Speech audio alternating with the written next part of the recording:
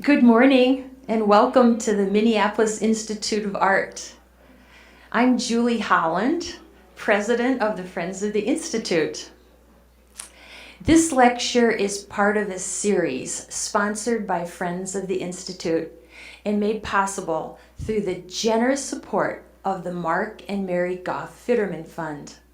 And we are so pleased today to welcome Seitu Jones as our speaker. I have a few announcements I'd like to make. You've looked up at the screen. This is our slide, and you can see our website at the bottom and our phone number. Our next lecture is on April 14th, and the speaker is Patrick Noon, and he is the former senior curator of paintings at MIA. After that lecture, we will have our beautiful centennial luncheon. This luncheon will feature beautiful flowers, music provided by members of the Cavatina String Quartet, lunch, birthday cake, and sherry. And tickets are still on sale. They'll be available until March 25th. And we are also looking forward to Art in Bloom. The preview party is Wednesday, April 27th, and that will be another spectacular affair. And tickets to the preview party can be purchased now. And this is a great year to be a friend. If you join this year, you will receive a complimentary copy of our beautiful centennial book, and you'll be included in our member directory. So my advice is join today. I'm now going to introduce Casey Riley, and she will in turn introduce Seitu Jones. Casey Riley is the chair of Global Contemporary Art and the curator of photography and new media at MIA. She oversees research, exhibition, and publication of MIA's collection of nearly 13,000 photographs and works of new media. Before her arrival at MIA in 2018, she was an assistant curator at the Boston Athenaeum and a consulting curator at the Isabella Stewart Gardner Museum, also in Boston. She is a graduate of Yale University. She holds master's degrees from Brown University and Middlebury College and has a PhD from Boston University.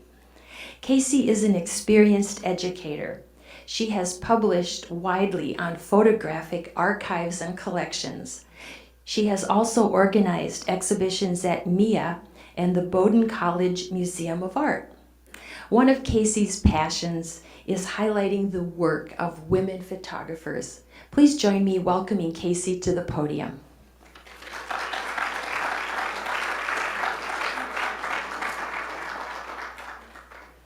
Thanks so much for that lovely introduction, and welcome everyone. It's always a pleasure to be asked to do these introductions, and I'm really looking forward to this lecture today. Normally I pride myself on writing an introduction, but having done some preliminary research on Seitu's practice and wide-spanning career, I realized that it would be beyond me to write it succinctly, and actually all credit to him and his studio manager, as he's recently informed me, for writing a beautiful biography on his website. So please allow me to introduce our speaker today, Seitu Ken Jones. He's a multidisciplinary artist, advocate, and maker based in St. Paul. Working between the arts and public spheres, Jones channels the spirit of radical social movements into experiences that foster critical conversations and nurture more just and vibrant communities from the soil up. He has been tending the soil of community through art for more than 40 years. Throughout his career, he's harnessed the tools of visual art, infrastructure, and civic engagement to create work that links history to the present and honors the community's assets, from its historic figures to natural resources to cultural traditions. In his public art and events, Jones pushes beyond traditional art spaces to reach people in the context of their lives and communities. Working on his own or in collaboration, Jones has created over 30 large-scale public artworks. He's been awarded a Minnesota State Arts Board Fellowship, a McKnight Visual Artist Fellowship, a Bush Artist Fellowship, and a National Endowment for the Arts Theater Communication Group Design Fellowship. Jones was also awarded a Loeb Fellowship at the Harvard Graduate School of Design and was named the Artist in Residence in the Harvard Ceramics Program. He was a Millennium Artist in Residence for 651 Arts in Brooklyn, New York, and most notably, was the first artist in residence for the city of Minneapolis. Jones's large-scale sculptural installation, Turnip Greens, was dedicated in 2019 to the Nashville Farmers Market, inspired by the city's bounty of food and Black culture. First enacted in St. Paul in 2014, a community meal convened 2,000 people over dinner at a table half a mile long. Jones's site-specific art installations for the Twin Cities light rail transit system blend visual beauty with local history. In 2013, he co-founded Frogtown Farm, a 5-acre urban farm in a St. Paul City park created with and for neighborhood residents. Jones is a recently retired faculty member of Goddard College in Washington State. He holds a bachelor's degree or a BS degree in landscape design and an MLS in environmental history from the University of Minnesota. He's been a senior fellow in the agricultural systems in the College of Food, Agriculture, and Natural Science Resources at the U, and is a member of the Board of Managers for the Capital Region Watershed District. He is an internationally recognized as a dynamic collaborator and a creative force for civic engagement. Please welcome Seitu Ken Jones.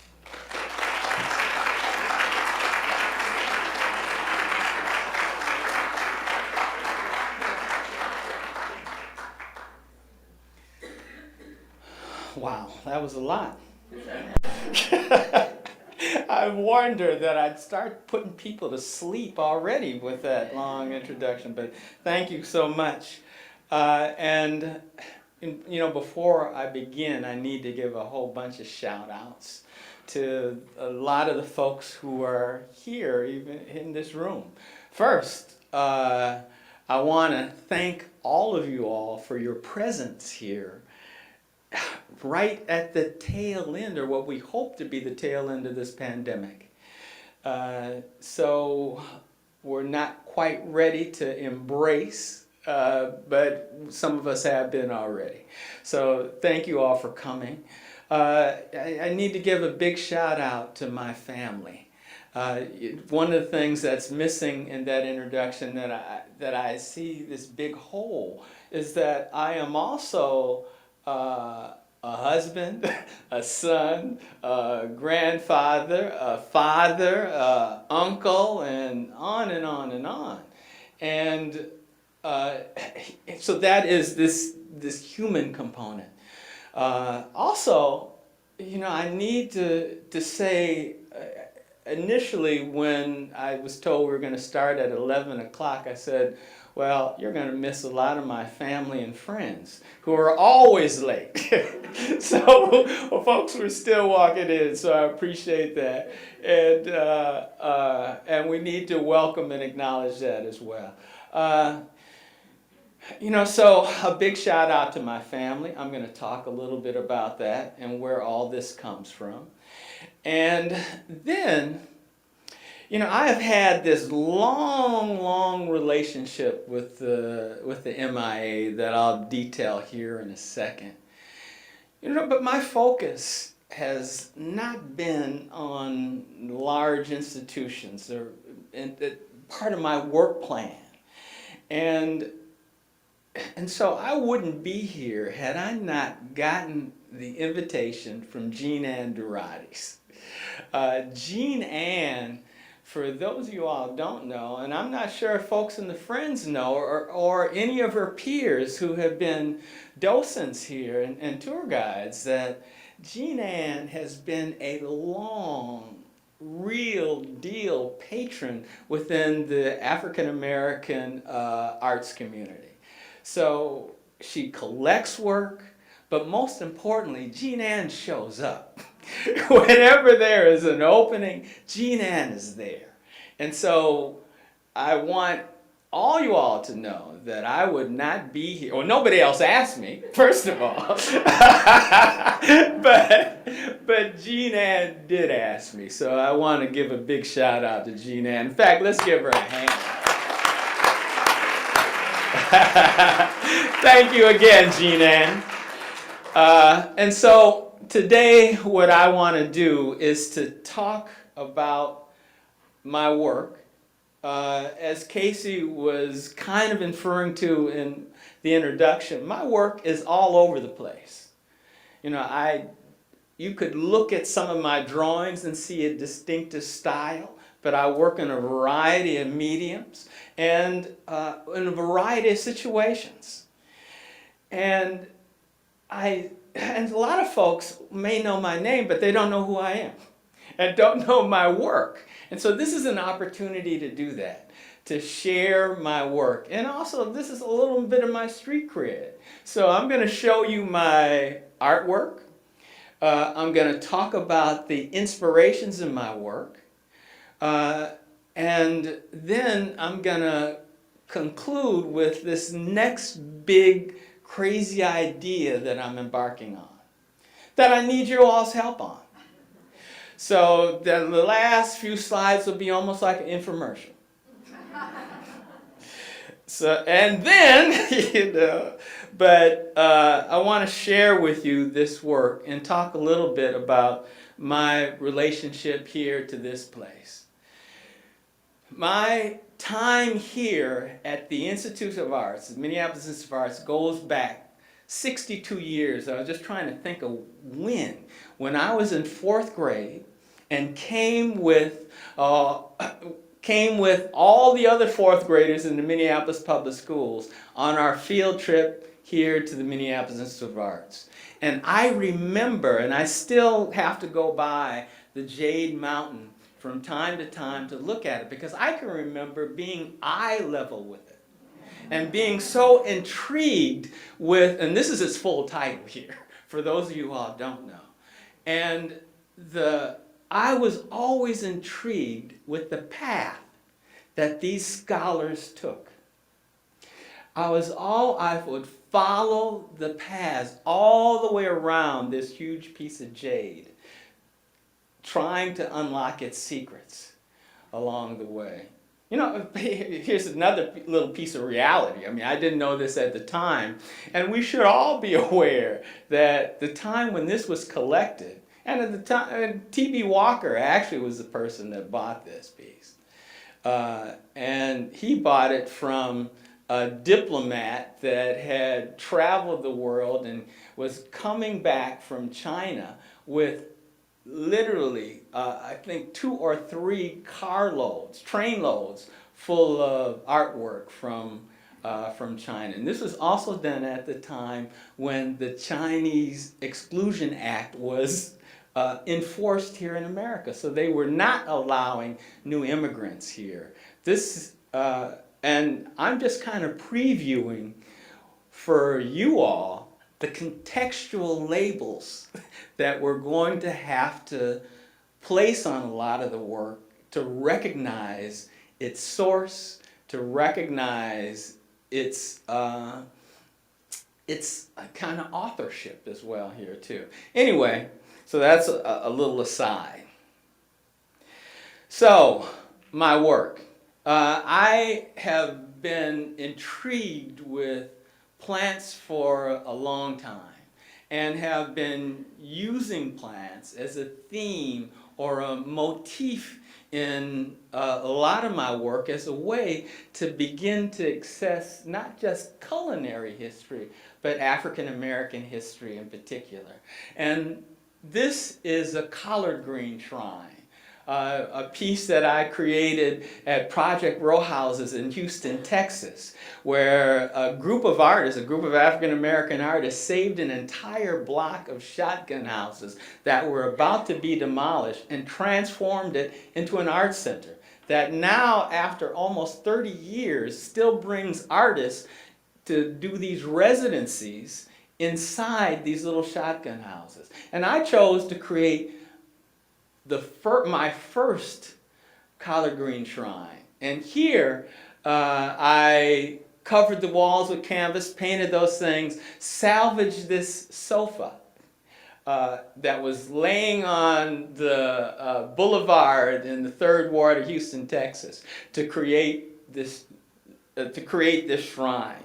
And here I collected recipes, collected collard green recipes from folks, and got a wide range of recipes that I still have and at some point will do something with. I'm not quite sure what. Another collard green recipe you talked about, I think we had a reference to Maine. This was at Bates College in Lewiston, Maine. And here, this is another collard green shrine, working just with recycled cardboard from big appliance boxes. And then after this piece went down, we ended up just recycling the cardboard back again. Another form of this collard green recipe with another collard green shrine with another chair that I had salvaged and suspended this in the Urban Institute for Contemporary Art in Grand Rapids. That was a part of their annual art prize celebration, and I'll talk a little bit about that. But this, once again, are all cardboard leaves that are all suspended. And really, another little aside, and I laugh about this and joke about this. I have the family truck. I got this old, broke-down truck, and so whenever anybody needs a truck, it's like my daughter, I will lend them the truck. But I will go around picking up stuff that I find on a boulevard. And so that chair there came from that. And so this is a repurposing of that in some way. And sometimes I tell folks I feel like Fred Sanford. I can almost hear the theme song from Sanford and Son as I drive down the street with that stuff. And by the way, one of the things that wasn't mentioned is that this installation and a meal that we created there in Grand Rapids, Michigan, as a part of Art Prize 9, won the jury grand prize for Art Prize that year. A piece in Nashville, in the Nashville Farmers Market, and this is a piece that's kind of Oldenburg-istic in a way, where I created a huge basket from metal that is about 8 feet in diameter and suspended that with these turnip greens that are all falling out of this basket, that are all suspended about 20 feet above your head. A piece that was installed not too far away from here on Stevens and 31st, right outside of the Harriet Tubman Women's Alliance, a shelter for women who have been suffering in bad situations. And now it has moved, and this piece is being restored and will be set up in Maplewood when they open up a new facility. But this is all weathering steel. And I have Harriet Tubman pointing north. And this piece is done with this portrait of her as negative space so that you can actually kind of walk through it as well. There on this. Now, I did a small maquette, a small study for this. And current mayor of St. Paul has it in his office.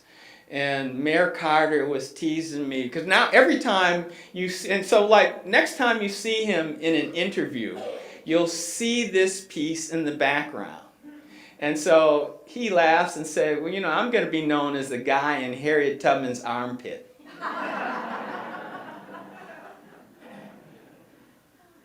A piece not too far away from here I did in collaboration with the poet and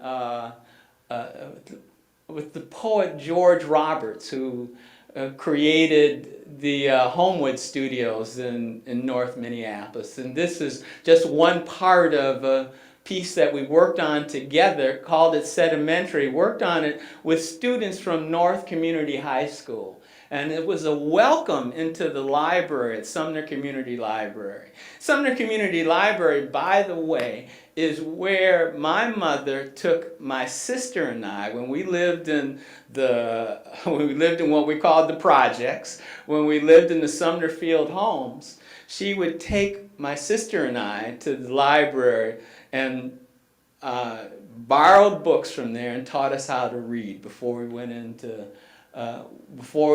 school. And so this was a way of kind of paying back the neighborhood, or my old community. This piece, some of you may have seen, this is in a collaboration with Tecumseh Aiken and my wife, who is a poet. And we've been collaborators in the past. And I also need to give a shout out to my wife because with our collaborations, sometimes they're collaborations as we go back and forth, but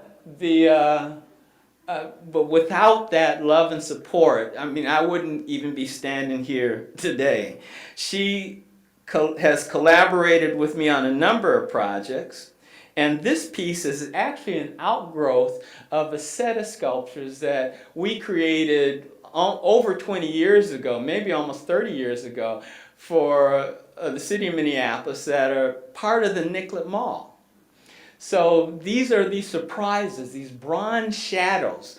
So for an entire year, what we did is trace the shadows of folks at 4 particular times: at the fall equinox, spring equinox, at the summer solstice and winter solstice, so that you could line up and stand in the shadows of these folks who came before. And so this is a piece that is dedicated to the children of Harriet and Dred Scott, who, and I'm not sure how many of y'all know who Dred Scott was, and you've heard the Dred Scott decision.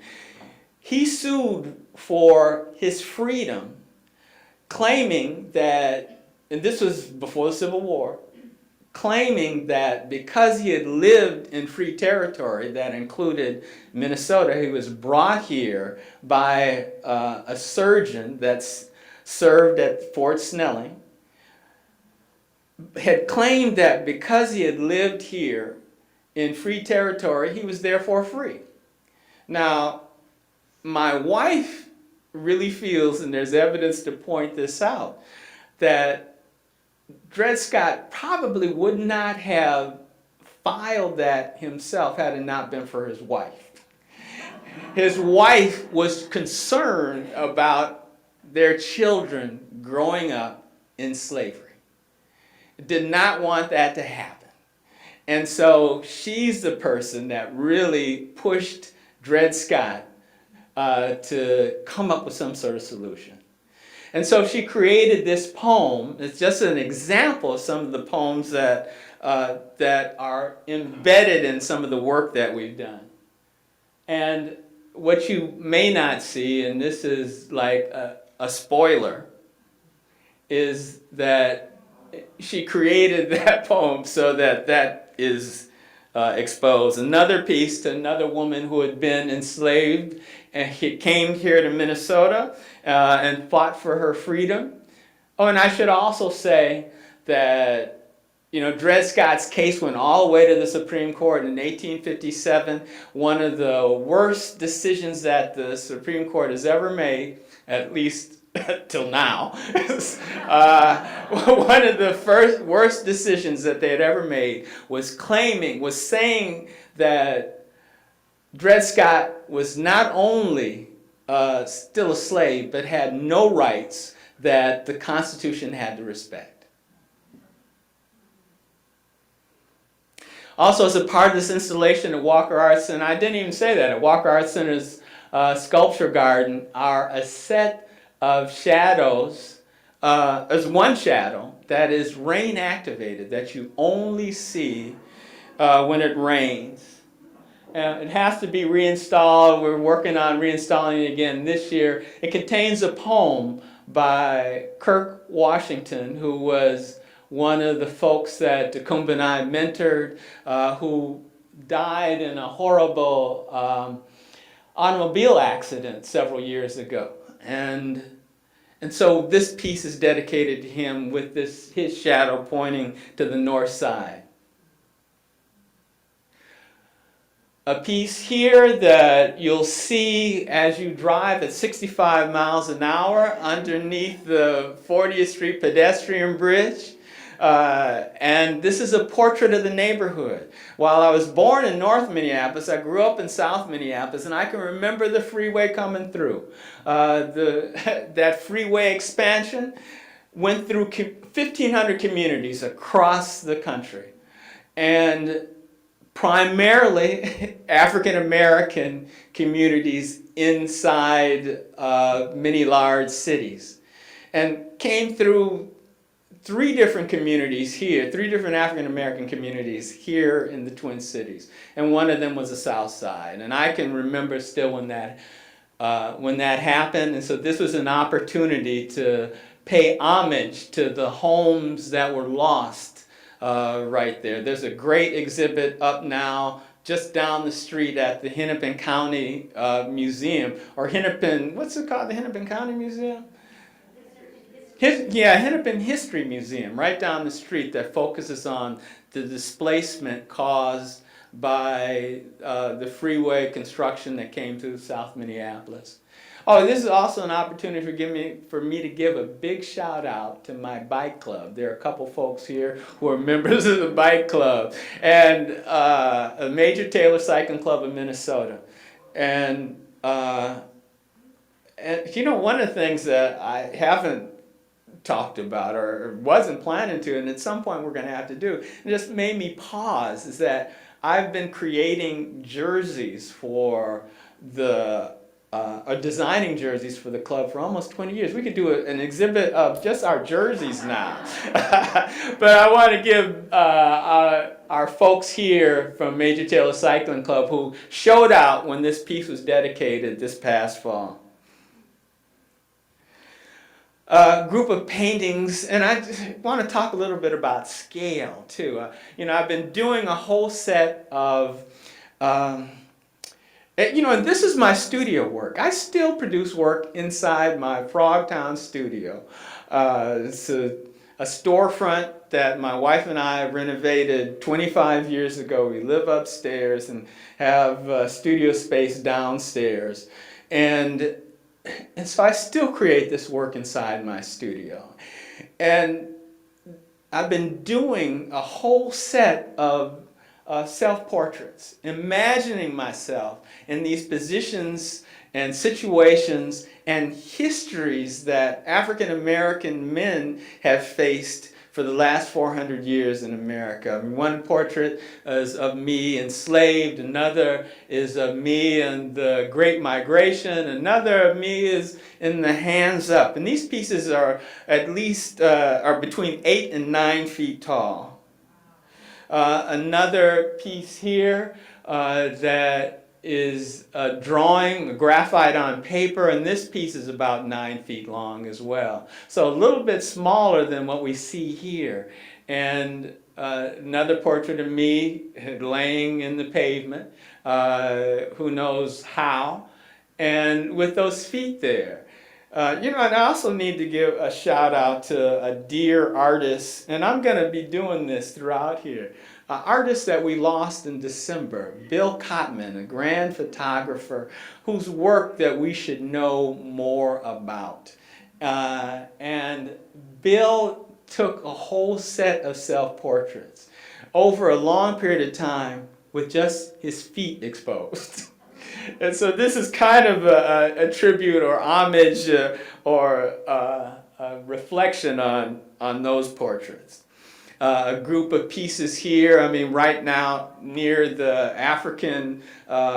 near the galleries of the work by descendants of Africa here at MIA are a group of pandemic-inspired African masks. All these are flags of a lot of the many countries in West Africa. I did a whole series of these, and these are small. These are like 3 by 5 inches. I just concluded a whole series that was more like an exercise. I did a whole set of drawings of my hands, one every day during February, during what we call Black History Month, but I prefer now to call it Black Futures Month. And so I did a fist, a Black Power salute for every day of the month. And it was this great meditation, a great exercise. And so I'm also like sharing with you stuff that's like hot off the presses. I'm working now on using this Japanese technique that called gayutaku. And I think that's right. You know, we've got a dear friend here who's a Japanese artist. I'm going to have to confer with her at some point to get this pronunciation right. But it's a method that Japanese fishermen, I love to fish. And this was a method that Japanese fishermen used to document their catches without going to the taxidermist. So you would record, you'd print the fish, then you could eat the fish afterward. But you'd have it on rice paper. And so I've been experimenting with that, preparing for another big crazy idea. And that is, I'm going to be working with the Capital Region Watershed District as they clean out Como Lake of its carp. You know, carp is an invasive or rough fish. And has literally changed the environment of many of the lakes here in Minnesota. So they're going to clean out the hundreds or thousands of fish. And what I'm proposing to do is to use a long piece of rice paper to print and document many of those fish. I'll need help. And this is another one of these crazy ideas. And I have a copy of this with me. This is my reparations invoice. You know, people don't know how to react when I say that. So this piece here is another self-portrait with this text that's done in the style of the late 1800s, and a piece kind of dedicated, not kind of, but very much dedicated to my family. Now, if African Americans would have been treated fairly and justly after being freed from slavery and paid reparations at that time instead of reparations being paid to the folks who enslaved them, I have read estimates that the wealth would have been about, for each African American person alive today, would be about $800,000. So what I'm going to start doing is handing out this reparation invoice. And this is going to be on, and I'll talk a little bit about my website too, but I'm going to create a template on my website that you can download to create your own reparations invoice. So this is a way that we can begin to be paid back. This is a crazy idea, but it has to start somewhere. And so that's what this is here. So, and I'm not going to ask for $800,000 at a time, but I'm going to work in those multiples of 8. So 800, 8,000, 80,000, and I'm trying to determine what I'm going to write in this invoice when I present it here to the folks at the Institute. You help me. Tell me how much. This is an aerial view of Frogtown Farm. This is an initiative that my wife and 2 other folks in our neighborhood in Frogtown began working on vacant land. And here we approached it to save the soil, thinking about cultivating as a metaphor. So not just cultivating and saving the soil, but also cultivating and benefiting our community. And so the farm for the last 6 seasons has produced anywhere from 3 tons to almost 5 tons of food that has been primarily distributed in Frogtown.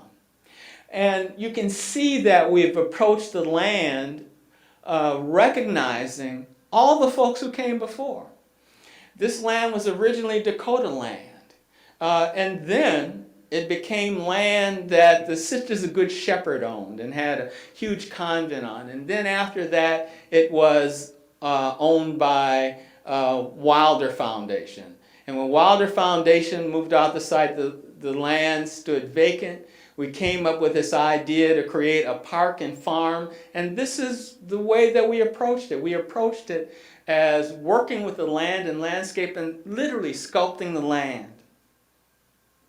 It's a 5-acre farm in the middle of a 12-acre park. Some of the folks who in past seasons and some of the bounty that you see. And you heard this was the first large meal that I was a part of. And this was in Frogtown. It was produced by Public Arts St. Paul. And there, if you look way up at the top, you can see the table that's a half a mile long going off into the distance. This is like the $1 million shot here. But this was an effort to work with my neighbors around food, to have an over-the-table conversation about food justice, about food sovereignty, about good nutrition. It was an opportunity for folks to sit down with the folks who grew the food, the folks who prepared the food, and also tie it to many of the traditions in St. Paul's most diverse neighborhood. So, where does all that come from? I need to also look at the clock. I can drone on, and I'm going to actually go through these relatively quickly. This is my great-grandfather, his name was Joseph Parker, and he was the first one in my family to come here to St. Paul. He settled here sometime in the 1870s. He was born in slavery, and we don't know exactly how, but we know about when he came to Minnesota. He worked at the St. James Hotel that still stands as a porter, earning enough money to start a farm in Rochester, where my grandmother, who here on the left, was born. It's amazing to think about this, but my grandmother, whose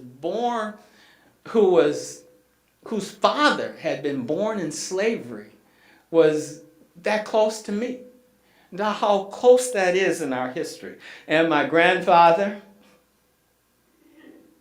my grandmother in her backyard in the old Rondo neighborhood, and look at the garden behind her. My earliest memories are from a group of barracks that were moved to the site after World War II. This is in North Minneapolis, these Quonset huts. And yeah, I've talked about biking. This is my first bike. And it still blows my mind to look at the condition of the Quonset huts that are standing there behind it. And these things were placed all over the city to house all these returning World War II veterans, including my father and his colleagues and friends who also served in all the different services of the armed forces. And this was the segregated one in the 50s that was moved, where all these were moved to this site. Me in Grandma's backyard about the same time. And I come from a family of artists. This was painted, not finished, by my father. And this is somewhere deep in my flat files that I'll talk about a little bit here later too. But he was an artist. He was a painter. And me in high school, we had organized, this is in South Minneapolis, Washburn High School, and I was the president of our black student organization that was called Afro Baby. Afro Baby was the association, what was it? The Association for the Rights of Black and Beautiful Youth.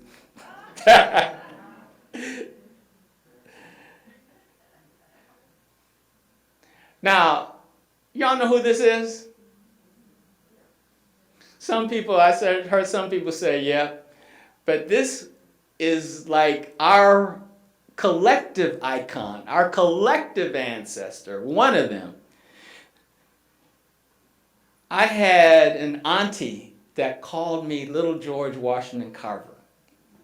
That's who this is. And I would bristle at that. Even at 6 and 7 years old, I knew who he was, because he was such an icon. We know about his research with plants. We know all about that. But I would bristle all the time. I didn't tell her how upset I was, but I would think, why would I want to be like that bald-headed man? and here I am, that bald-headed old man.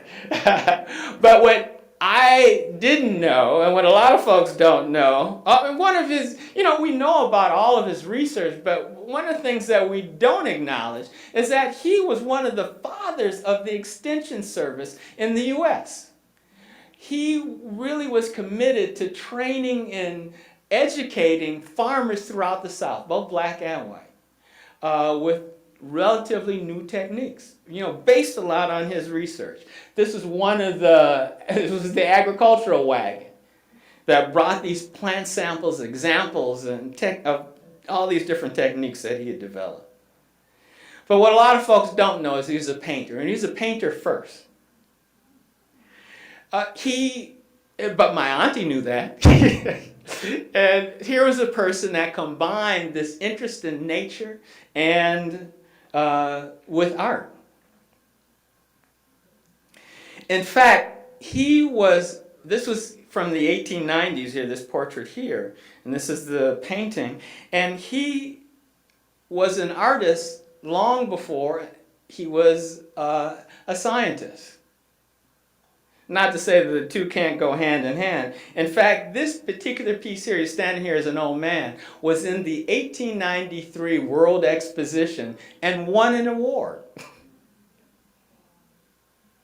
More of his paintings. I'm kind of going through these quick. He did a whole series of agricultural bulletins, and he illustrated each one of the bulletins. Now I want to show, let's see if this works, a film that's only about a minute long. There was an African-American, knowing who this great icon was, there was an African-American dentist who lived in Detroit that went down to Tuskegee where he did his research and taught for many years, hired by Booker T. Washington. But this dentist wanted to document, was filming these black cultural icons throughout the country. But, I mean, watch what he does here. You know, you see his passion.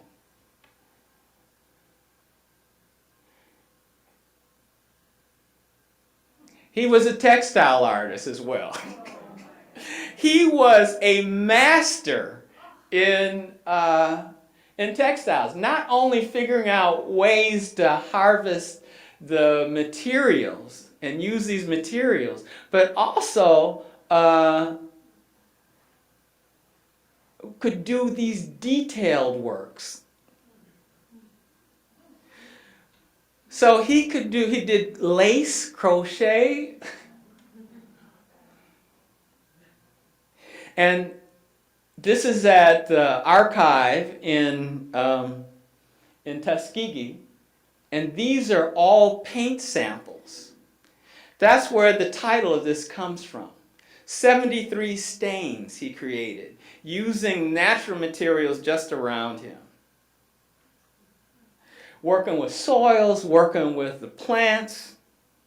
He recreated Egyptian blue.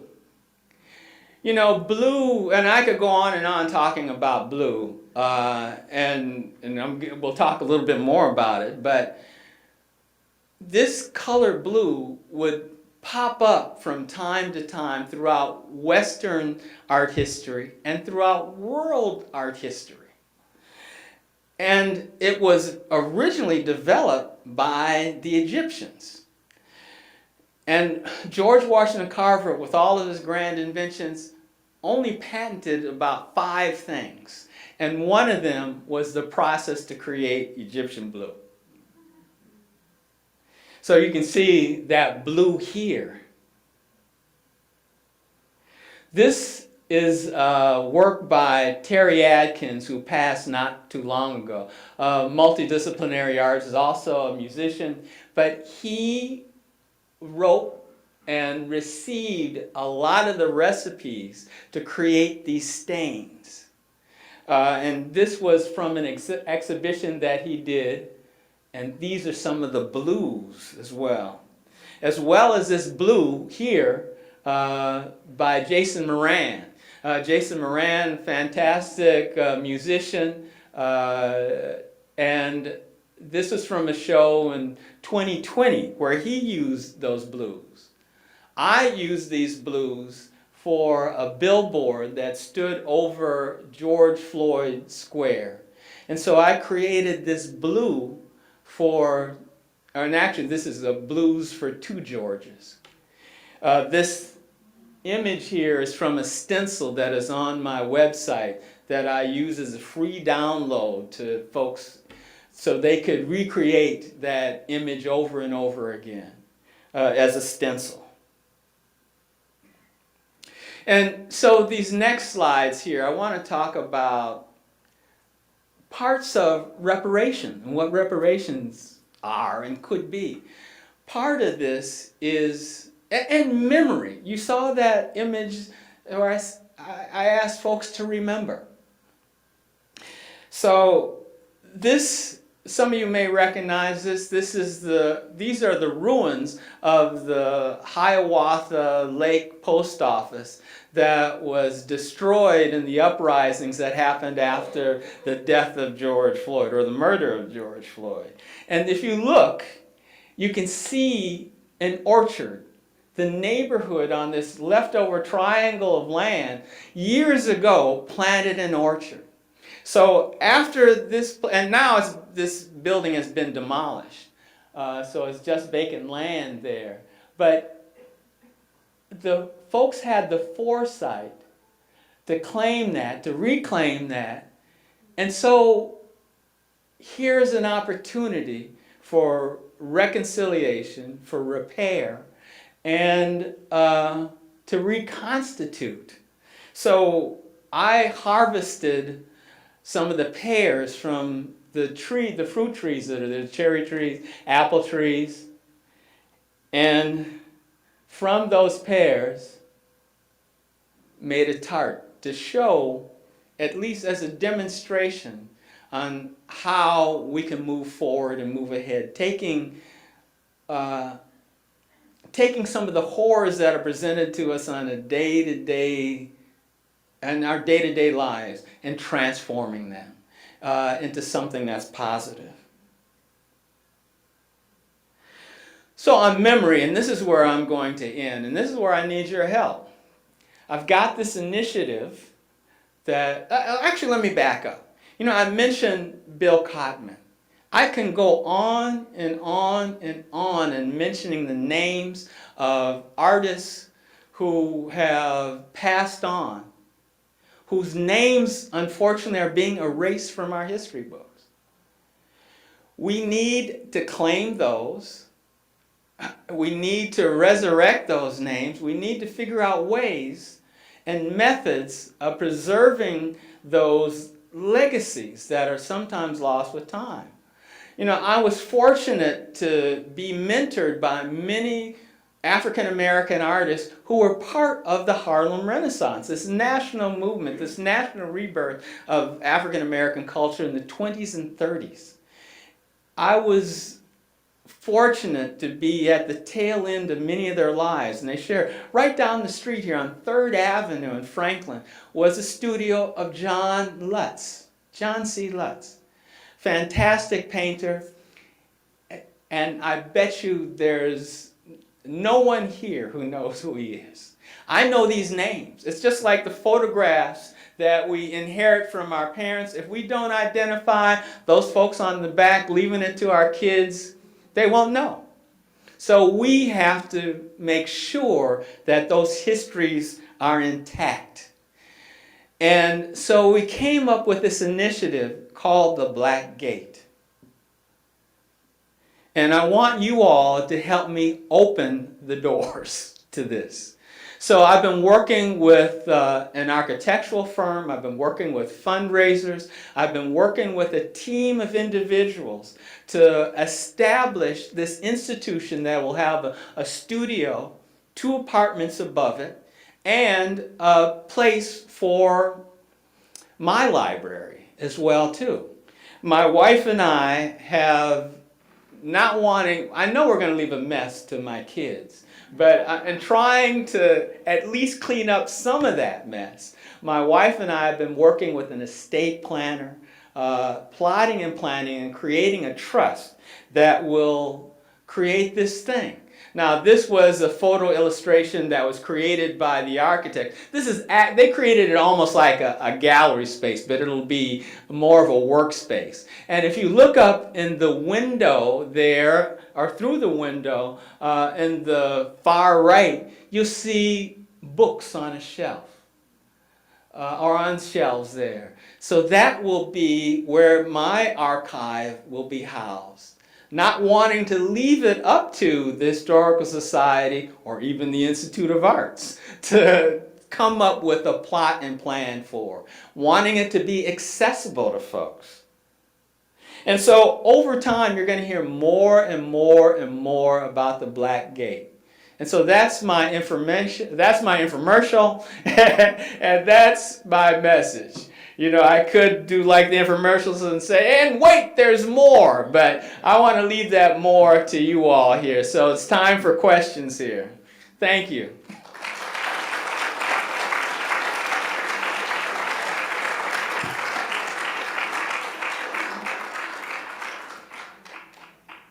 Any comments, questions, criticisms?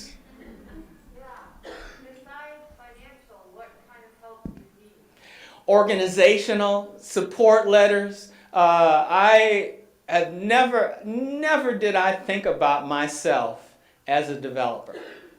But also motivated by the legacy that my great-grandfather wanted to leave and my grandparents wanted to leave. I want to be able to leave some semblance of wealth to the generations that follow me. And so I'm working on a lot of different levels. Tomorrow I'm going to be at a hearing, a virtual hearing that for the House, one of the committees in the House, that will be hearing this bill that has been put in front of the legislature for funding for the Black Gate. This is a perfect time to do it. So it's not for all of the funding. We're going to need help in getting that from this community. This community, and I really didn't say that as well. I've been so fortunate and blessed that this community has been good and kind to me. And this is even despite all of the uncomfortable and horrible and racist situations that I've been placed in. And this is an opportunity for me to pass on something else to the community behind me. So kind of answer to your question is like, we'll need letters of support, we'll need folks to rally, we'll need folks to help organize, we'll need a whole slew of different things. But go to the website and check it out. Or check out my Instagram feed, my own personal one, or the Black Gate.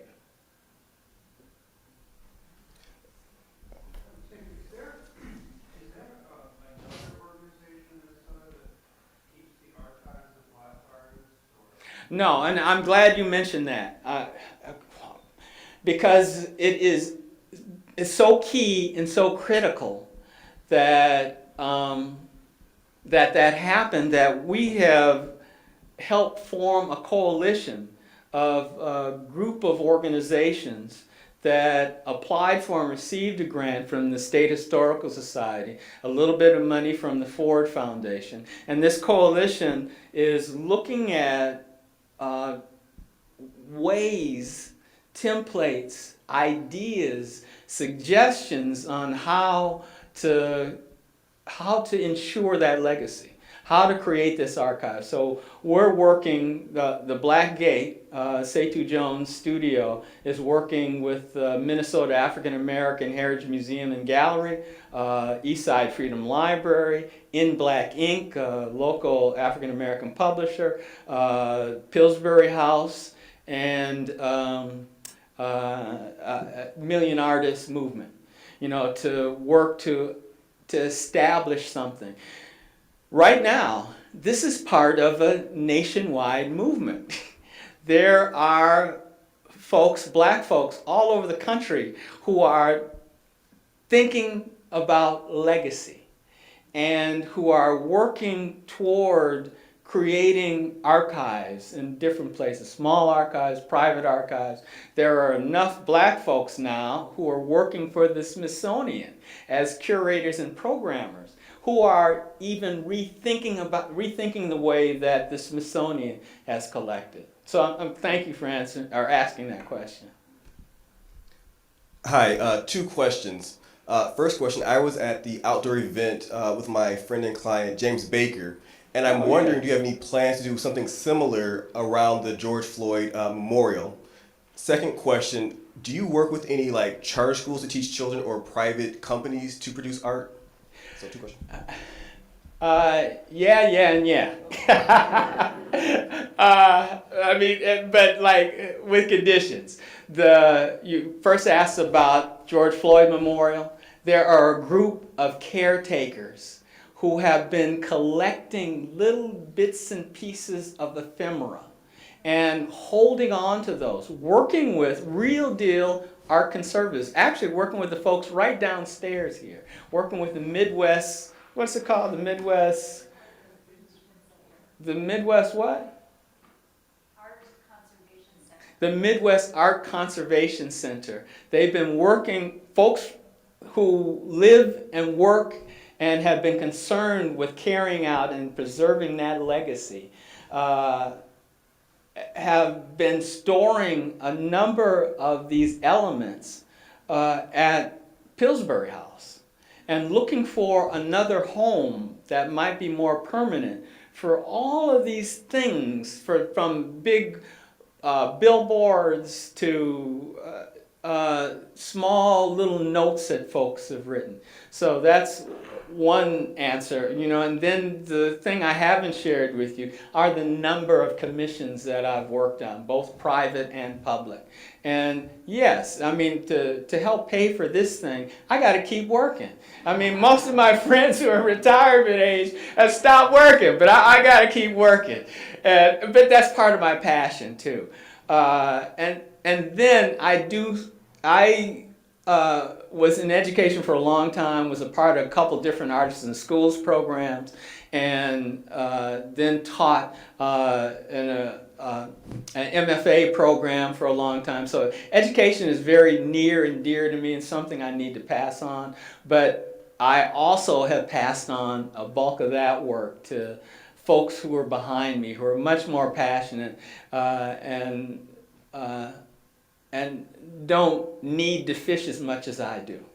So yeah, I mean, we can talk more about that. Thank you so much for your talk today and the ebullient way in which you share, and I'm sure you share it with everyone. But I got a question about the Oea'ahe, the work that you did. That's so amazing in that park. Thank you. Could you speak about that, please? Thank you.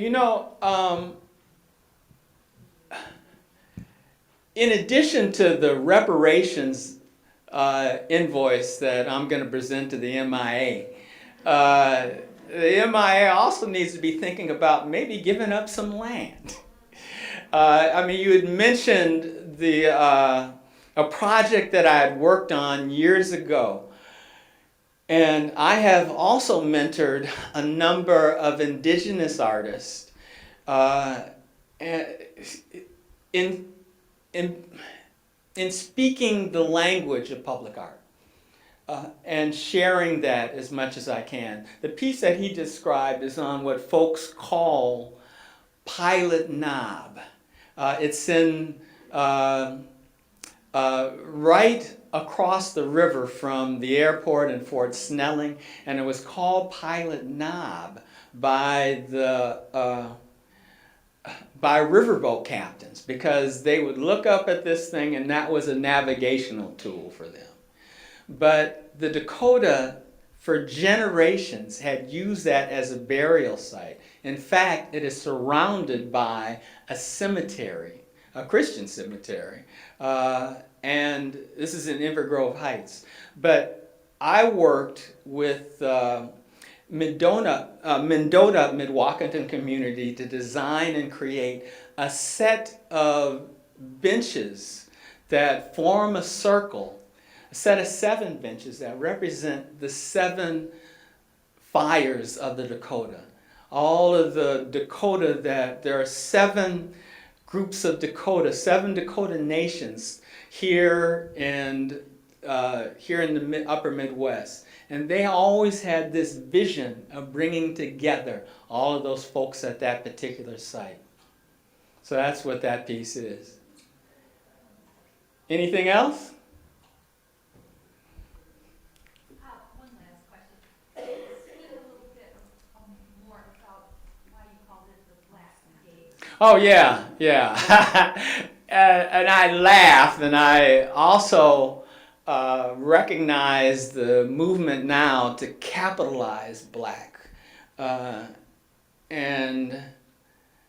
But the reference actually, a couple of years ago when we started thinking about this initiative, I invited a group of folks over. So believe it or not, I have a team of people that are actually working with me on, people who actually know what they're doing. So we've got an archivist / writer, academic. We've got who is actually working with me on a book that will come out on my practice next year from the Historical Society Press. And we've got a librarian. I've got some interns. We've got this fantastic group of folks, Shannon and Kishori, who are right here, who have been like my right and left hands on this thing. So all these folks have been working to create this thing. And now, of course, what was the question again? As I started rolling on and on and on. So this embarrasses my kids when I'm here. They start worrying, what, we have to start worrying about him already? So what was the question again? Oh, why the Black Gate? That's right. So we pulled together these folks when we first started having this dialogue. And my wife and I have, actually my wife has a fantastic garden. And we need to credit, and all you all need to see that garden. And she would be working in the yard, and neighbors would just walk into the yard, and because she would in the flow state, she'd always be startled. And so she said she wanted a gate. And so I designed and had fabricated this gate out of aluminum that is about 6 feet high. It has this artistic arch that's a part of it, and it's painted black. So we had this meeting in our garden and invited all the folks over that are helping me now to come to the garden. And I told the writer, his name is Davu Saru, you should check out Davu's work. Davu, yes, master drummer as well as a musician, as well as an academic. But I told Davu to come to the Black Gate, to come in to the yard. And so he got there and he said, damn, I didn't know it was a real Black Gate. So I thought it was a thing. And so we came up with that thing. So it's still called that thing, the Black Gate. I mean, there are a lot of metaphors, opening and closing these doors. I mean, it's on and on and on we could go. So that's why the Black Gate. So if you were to come by our house, I would still tell you, come to the Black Gate. Hi, I'm laughing at that story now. I'm processing. That's a beautiful story. Shout out to the color blue and Ashe, Bill Cottman. Thank you. Thank you so much for all that you are uplifting about the depths of our community, from nature to history to people. And being Black myself, I'm really excited about this reparations invoice, and I'm processing and holding it, and I'm thinking like, what's on there for you? I'm asking if you might give a little insight to what kinds of invoices you are holding. Particularly, I'm thinking about emotional labor, where that might fit in your space, and maybe you need to write an invoice for this question even. But I just really appreciate it, and I'm curious what you're thinking. What I am developing right now is a template that will be on my website for all Black folks to use. You can change, put your name in it, do however you want to do with it, play with it, Photoshop it, just like I did here, put my image on here as well. And it is, I mean, you can read, in fact, I'll read this for you, because it is kind of small here, but this is me, established in 1951, my business. I'm a maker and purveyor of fine art and other oddities. In lieu of the promised 40 acres and a mule and the benefits afforded to you, without any remittance to my family, and in recognition of the need for repair and reconciliation, for enslavement of my family, I present you with an invoice for reparations. So, yeah, you can get your own copy as well, too. We need to be really thinking and working, and institutions like this, you know, I expect to be paid. But this, I hope, launches a larger conversation about how we can all benefit. Not just paying Black folks off, but figuring out ways that we can transform institutions like this one. So thank you. Thanks for asking. And we've gone over time here, so like... one more question, if any. My brother Jack. Can you just say a few words Yeah, there again, that's an opportunity for reparations. And that's just a small thing. They were recently granted a big award by the state to begin to investigate this idea of repairing and reconstructing part of what was lost by freeway construction by creating this large bridge that would span about 3.5 blocks, almost a quarter mile, across the freeway in St. Paul, in the middle of the old Rondo community. And it's an opportunity to also rethink land and land distribution, rethink development. Is it going to be parks? Is it going to open itself back up for development? These are all these questions, but at its heart, and what I've been advocating is that it needs to be a great and grand design. And so art is at the heart of that and should be at the heart of that. I mean, I could talk for a while about that, but thank you.